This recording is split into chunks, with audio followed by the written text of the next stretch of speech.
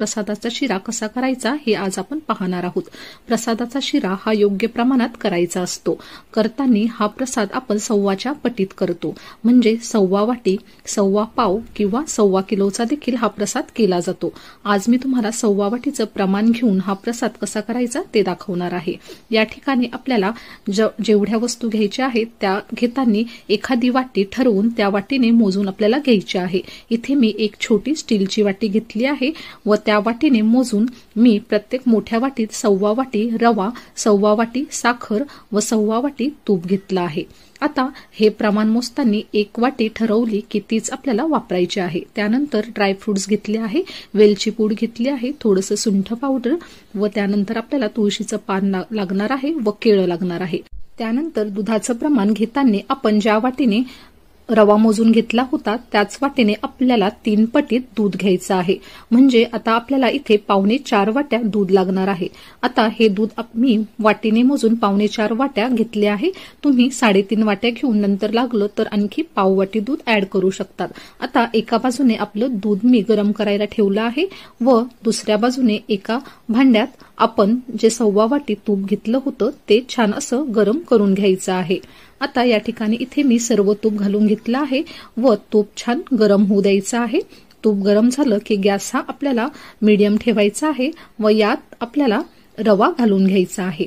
रवा घालताना तूप हे छान असं कडकडीत तुम्ही गरम करून घ्या, म्हणजे रवा हा छान फुलायला लगेच सुरुवात होते।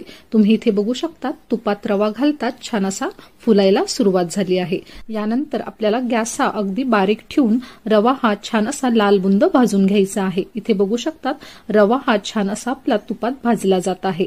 आपण ज्यावेळेस प्रसादाचा शिरा करतो त्यावेळेस रवा हा मंद आचेवर छान असा लालसर भाजावा, म्हणजे आपला प्रसाद हा छान मोकळा भरभरीत तयार होतो, चिकट होत नाही। आता इथे बघू शकता तूप हे आता रव्यापासून अगदी सेपरेट व्हायला सुरुवात झाली आहे। या ठिकाणी आपण सारख्या प्रमाणात तूप, रवा व साखर वापरले आहे, त्यामुळे आपला हा प्रसादाचा शिरा अगदी परफेक्ट हा बनून तयार होणार आहे। या ठिकाणी बघू शकता छान असा रवा आपला भाजला आहे। आता यात आपण ड्रायफ्रुट्स घालून घेतले आहे। या स्टेजला आपल्याला ड्रायफ्रुट्स घालायचे आहे व त्यानंतर लगेचच यात केळाच्या स्लाइस करून घातलं आहे। इथे आपण एक केळं वापरलं आहे। अशा पद्धतीने रवा तुपात भाजत असतानाच आपल्याला केळं देखील रव्यासोबत शेवटी थोडंसं भाजून घ्यायचं आहे, म्हणजे यामुळे केळं हे प्रसादात काळं पडत नाही व प्रसाद खाताना केळं हे गिळगिळीत देखील लागत नाही। अगदी छान असं खमंग केळ रव्यासोबत छान असं भाजले जातं। आता साधारण मिनिटभर आपल्याला केळ व रवा हे एकत्र भाजायचं आहे। अशा पद्धतीने तुम्ही बघू शकतात केळ व रवा एकत्र भाजला की मिश्रण हे कोरडं होतं। अशा पद्धतीने तूप तुम्ही बघू शकतात अजिबात तूप या ठिकाणी दिसत नाही। या ठिकाणी आपलं मिश्रण हे छान असं खमंग भाजलं गेलं आहे। तुम्ही बघू शकतात रंग देखील अगदी सुरेख आला आहे। यानंतर आपण तापत ठेवलेलं दूध हे अगदी थोडंसं यावर घालून घ्यायचं आहे, म्हणजे शिंतोडे अंगावर उडत नाही।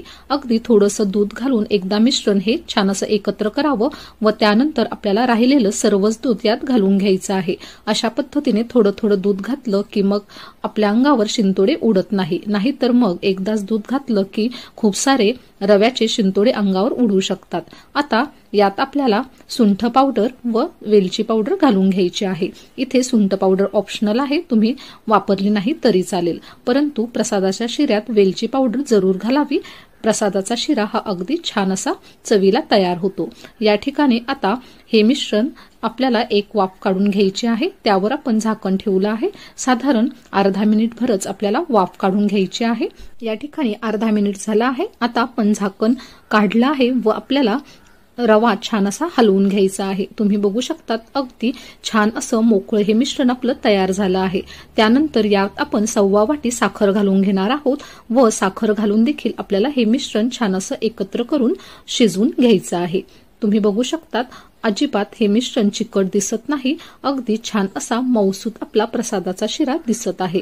आता हे मिश्रण आपल्याला साधारण अर्धा मिनिटभर एकत्र करून छान असं शिजवून झालं की आपल्याला पुन्हा एकदा या मिश्रणावर अर्धा मिनिटभर झाकण ठेवायचं आहे, म्हणजे रवा व साखर छान असं एकत्र शिजलं जातं व प्रसादाला छान अशी चव येते। या ठिकाणी आता अर्धा मिनिट झाला आहे। तुम्ही बघू शकतात अगदी मंद आचेवर आपण हा अर्धा मिनिटभर प्रसादाचा शिरा शिजवल्यानंतर यातून छान असं तूप बाहेर यायला सुरुवात झाली आहे, म्हणजे परफेक्ट असा आपला हा प्रसादाचा शिरा तयार आहे। तुम्ही बघू शकता दिसतानाच हा प्रसादाचा शिरा अगदी परफेक्ट असा दिसत आहे। अजिबात चिकट न होता आपला हा अगदी मोकळा भरभरीत हा प्रसाद तयार झाला आहे। त्यानंतर शेवटी यात आपण तुळशीचे 4 ते 5 पानं घातली आहे व पुन्हा एकदा प्रसाद हा आपल्याला हलवून घ्यायचा। अशा पद्धतीने इथे आपला हा छान प्रसादाचा शिरा तयार झाला आहे। तुम्ही देखील अशा पद्धतीने हा प्रसाद नक्की करून बघा व जास्तीत जास्त लोकांपर्यंत शेअर करा, जेणेकरून प्रत्येक जण हा प्रसाद बनवू शकतील।